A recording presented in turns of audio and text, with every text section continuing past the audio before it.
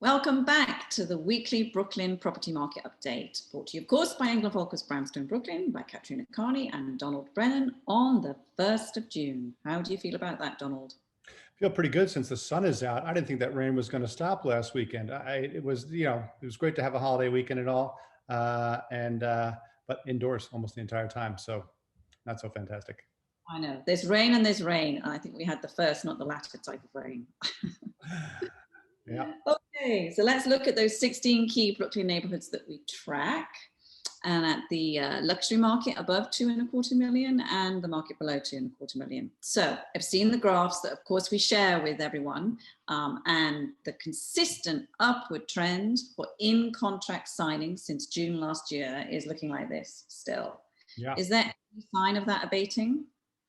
Well, yeah, before I answer that specifically, just talking about where those numbers are, we had 26.5 deals go into contract last week on a trailing 4-quarter average, which is over 600% above where we were almost 12 months ago in late June, when we had 4.25. So understandable on the 4.25 of the circumstances there, but really great to see where we are right now. And it is, nothing ever goes up forever, as we know, kind of moves around up and down, but great number of deals going into contract, which is associated with the historical seasonality here in New York City of certain types of assets for sure, being picked up, people making decisions, committing, and so forth, and moving forward now. So we're just going to have to pay attention here to see if this year is any different from last year, or previous year, sorry. Last year is the anomaly, to see if any of that sideline, people going to the sidelines, is going to push this deal signing further into what will be summer soon.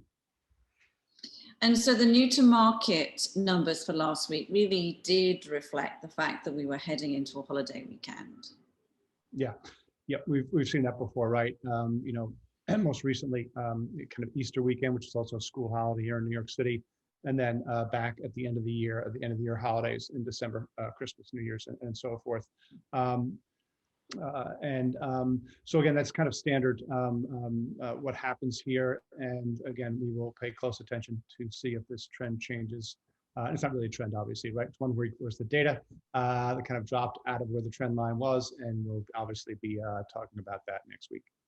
Yeah, exactly.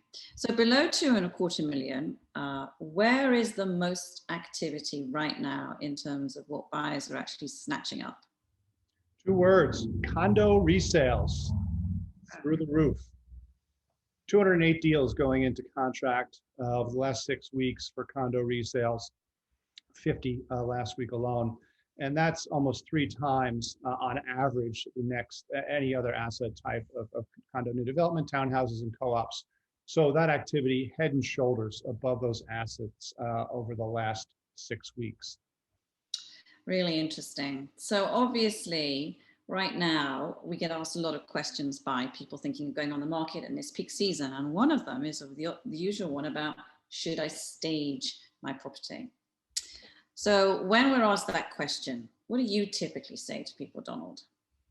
So I'm gonna talk about the new development, boutique new development kind of question line here, the line of questioning, and then you can obviously have lots of knowledge to share about the resale side. So I'll start, and then you can pick it up. What we typically have this discussion, because new development, especially the boutique kind, there's no kind of show units or anything. There's no room to create a model unit in small scale projects.